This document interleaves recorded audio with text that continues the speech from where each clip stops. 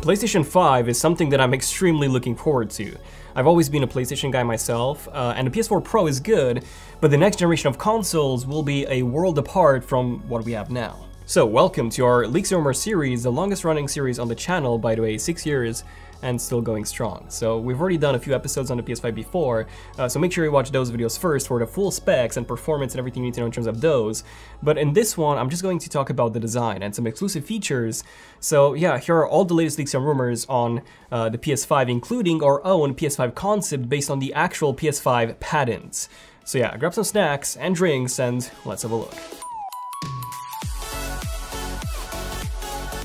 Access any region-restricted websites such as, for example, Netflix US from outside the US and make your connection private and secure by using private internet access. Check it out using the link below. Okay, so in late August 2019, a German tech website called Let's Go Digital spotted a Sony patent on a future PlayStation design. And this shows an absolutely insane looking unit. So not only does this patent show an extremely big and thick unit, but it also seems to have a ton of cooling, and this thing looks so futuristic. We have this big A-shaped indentation here in the middle, which is full of spaces for the air to flow.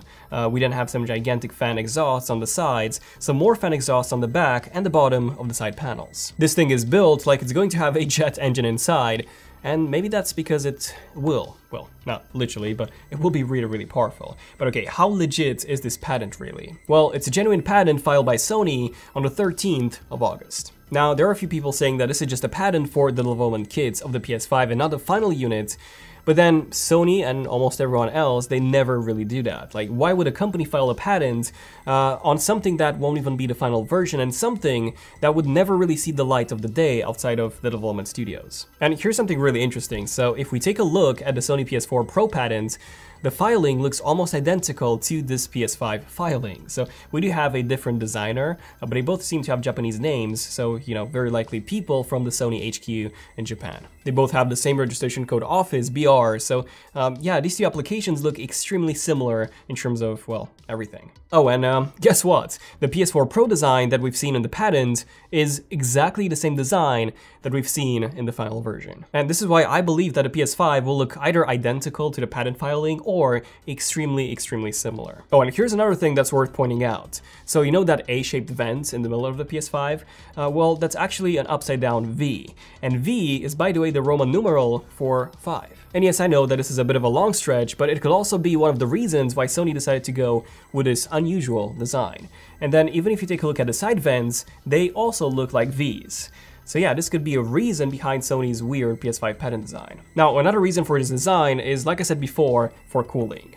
So the way the cooling seems to work on the PS5, at least from this patent, is that the PS5 sucks air from that middle section, that V, which looks to be a gigantic air intake. So yeah, airflow shouldn't be a problem, and then it blows all that air out from the sides. And yeah, it actually makes more sense to have the cooling on the front, by the way, now that I think about it, since on the back, that's usually where all the ports are and all the cables connecting your TV to the PS5. And the consoles usually end up being very close to the wall, which means that airflow is usually heavily restricted on all the consoles. The front, however, that's the only side that's, you know, empty, doesn't have anything in front of it usually. So yeah, it's free to breathe. So it makes a lot of sense for the vents to be placed on the front and the sides rather than on the back. We still have some vents on the back, but nothing compared to what we have on the front and the sides. Speaking of the front, here we have what seems to be the Blu-ray drive. We have 5 LED indicators and also 5 USB Type-A ports, as well as one weird connector which could be for the PSVR. And then we have the circular module, which we didn't really know what it was at first, so we actually removed it from our concept. But we've actually had a recent report by Gizmodo that claims that a PS5 will actually come with an actual camera, yes, a 4K camera for live streaming built right into the console itself. And apparently the Xbox 2, the next generation Xbox Project Scarlett, will also have something similar as well. So I think that this is a really good idea overall. The only problem is, you know, the angle.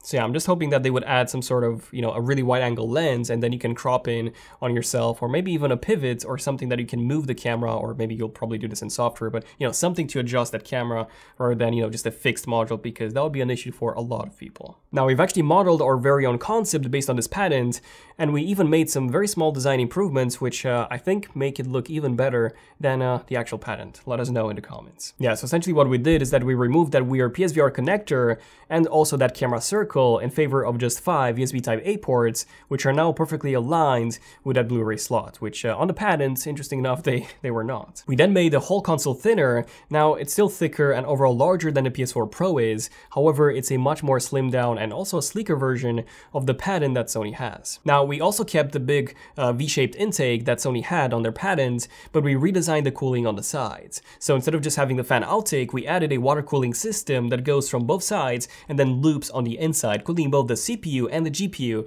at the same time. Now, Sony will very likely add some blue LED lights to the intake and the outtake cutouts, so we added some lights as well. Now, in our case, we actually made the water cooling tubes glow in blue, and this is something that's quite easily doable by Sony, by the way, and I think it looks nuts. I think it looks really, really good. Now, realistically, guys, I don't see Sony using a water cooling system, unfortunately, such as ours and our concept, just because you'll have to refill the water every now and then. Now, if they do it properly, you might not have to, at least not that often.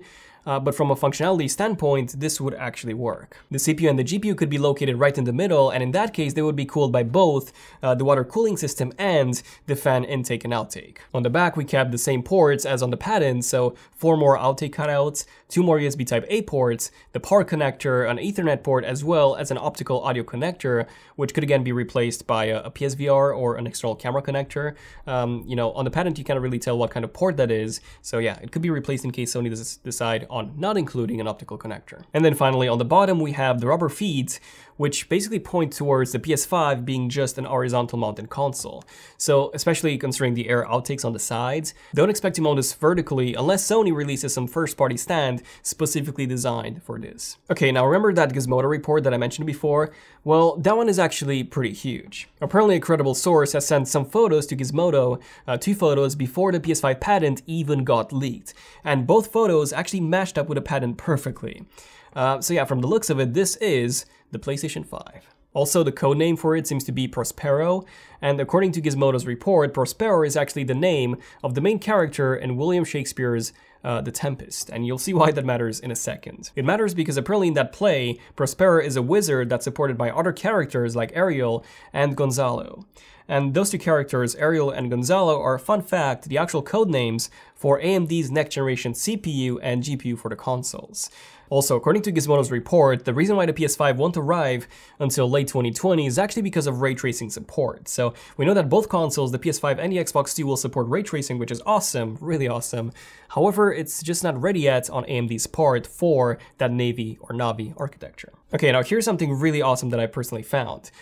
So the PS5 will indeed support 4K resolutions at 60 frames per second and even 120, as well as 8K resolutions as well. Now, this is not just me saying this or even saying this based on leaks. This has been officially confirmed by Sony. So this is 100% coming, 8K and 4K, 60 and 120, which is awesome. That's insane, actually, even, more than awesome. Now, back in November 2018, Sony actually had a private event in Tokyo where they showed some 8K TVs, and on those 8K TVs, we had Gran Turismo running in full 8K at 120 frames per second. That's, Jesus, that's insane, guys. 8K at 120. That's insane. And what's even more insane is the fact that Gran Turismo is actually a PlayStation exclusive game. Like, you cannot play this on an Xbox or a PC. You need to have a PlayStation in order to play that game. And I really don't see Sony porting that game to the PC just for a demo that I've only showed to a few handful of people at a private event. So I strongly believe that 8K 120 frames per second, that footage was actually coming from a PS5. Okay, now back in September, and this is where I'll mention that specific thing that I found. So I've had a chance to go to IFA in Berlin, which was awesome. Follow Instagram at ZONEofTECH for some Berlin photos. Not really, just only a few of them, and I might post some more, but anyways. So I went to Sony's booth, and there they actually had some Sony 8K TVs. And can you guess what one of those TVs actually was displaying?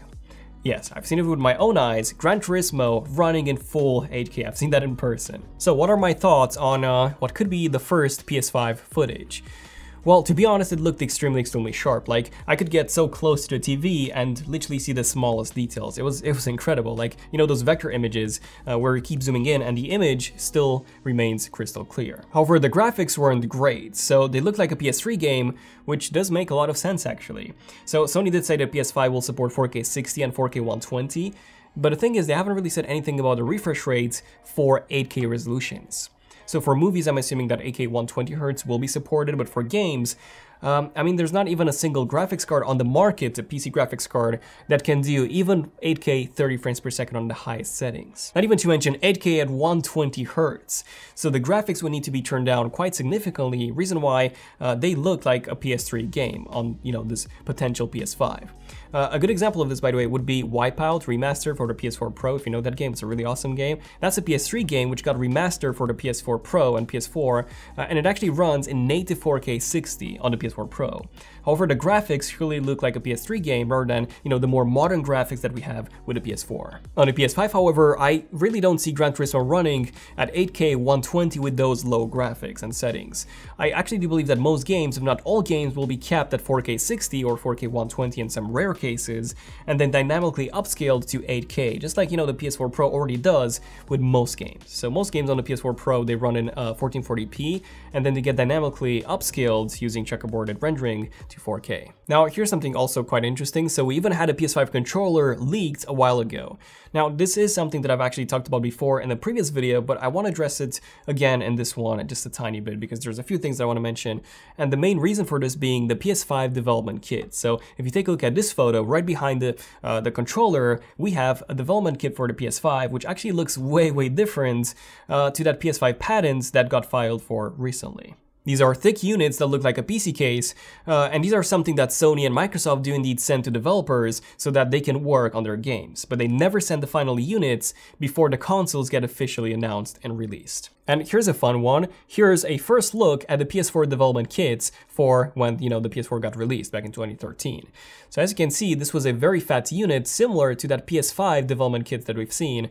And yeah, it didn't resemble anything when compared to the final release unit. Instead, the one that the final unit ended up looking like was actually this patent. Also, if we take a look at the PS4 development kit controller, it does look very similar to the PS5 one, as in it was very thick, it was chunky, it was bulky, and probably quite uncomfortable as well.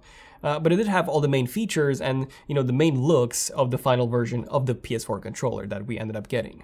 For example, it had the light bar, it had a touchpad in the middle, and like I said before, the general look that the PS4 controller that we got. And then taking a closer look at a PS5 controller, we can see that the touch bar is now a full touch screen that can display a few social elements, such as the ability to chat with that display, which is amazing. Like typing with the controller is a nightmare, and a lot of the times, even using your smartphone is slow because you have to open up the app and connect it to the PS4, and yeah, having a touch keyboard on the actual controller is huge. That's awesome. Aside from this, the D-pad seems to have been redesigned.